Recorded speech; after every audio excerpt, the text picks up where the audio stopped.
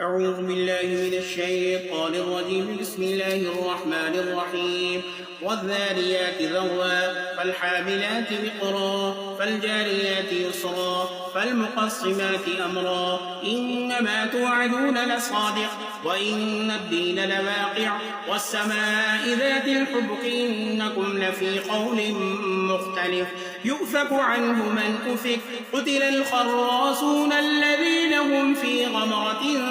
ساهون يسألون أيان يوم الدين يوم هم على النار يفتنون ذوقوا فتنتكم هذا الذي كنتم به تستعجلون إن المتقين في جنات وعيون آخذين ما آتاهم ربهم إنهم كانوا قبل ذلك محسنين كانوا قليلا من الليل ما يهجعون وبالأسحار هم يستغفرون وفي أموالهم حق للسائل والمحروم وفي الأرض آيات للموقنين وفي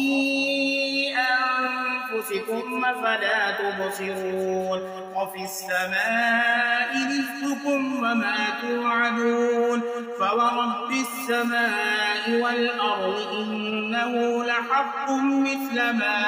أنكم تنطقون هل أتاك حديث ضيف إبراهيم المكرمين إذ دخلوا عليه فقالوا سلاما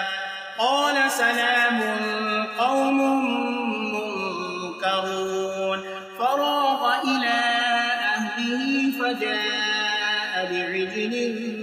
سمين فقربه إليهم قال ألا تأكلون فأوجس منهم خيفة قالوا لا تخف وبشروه بغلام عليم فأقبلت امرأته في صرة فصكت وجهها وقالت عجوز عقيم قالوا كذلك قال ربك إنه هو الحكيم العليم قال فما خطبكم أيها المرسلون قالوا إنا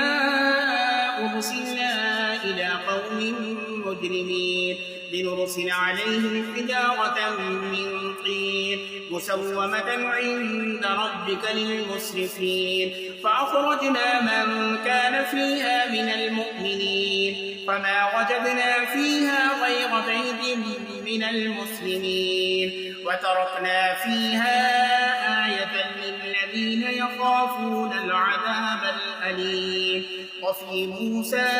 إذ أرسلناه إلى فرعون بسلطان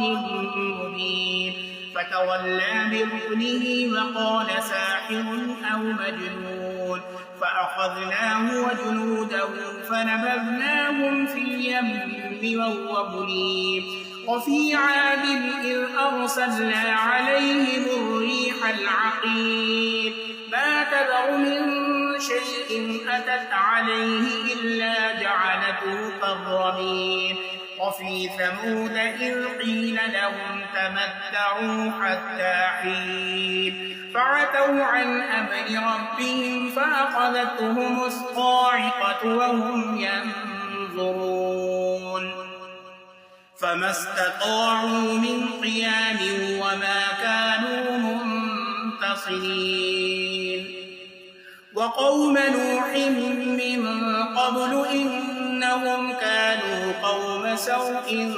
فاسقين وقوم نوح من قبل إنهم كانوا قوما فاسقين والسماء بنيناها بأيد وإنا لموسعون والأرض فرشناها فنعم الماهدون ومن كل شيء خلقنا زوجين لعلكم تذكرون ففروا إلى الله إني لكم منه نذير مبين ولا تجعلوا مع الله إلها آخر إني لكم منه نذير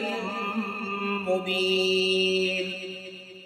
كذلك ما أتى الذين من قبلهم من رسول إلا قالوا ساحر أو مجنون أتواصوا به بل هم قوم طاغون فتول عنهم فما أنت بملوم وذكر فإن الذكرى تنفع المؤمنين وما خلقت الجن والإنس إلا ليعبدون ما أريد منهم من رزق وما أريد أن يطعمون إن الله هو الرزاق ذو القوة المتين فإن للذين ظلموا ذنوبا مثل ذنوب أصحابهم فلا يستعجلون فويل للذين كفروا من يومهم الذي يوعدون صدق الله العظيم वीडियो को लाइक कीजिएगा शेयर कीजिएगा और चैनल को भी जरूर सब्सक्राइब कर दीजिएगा।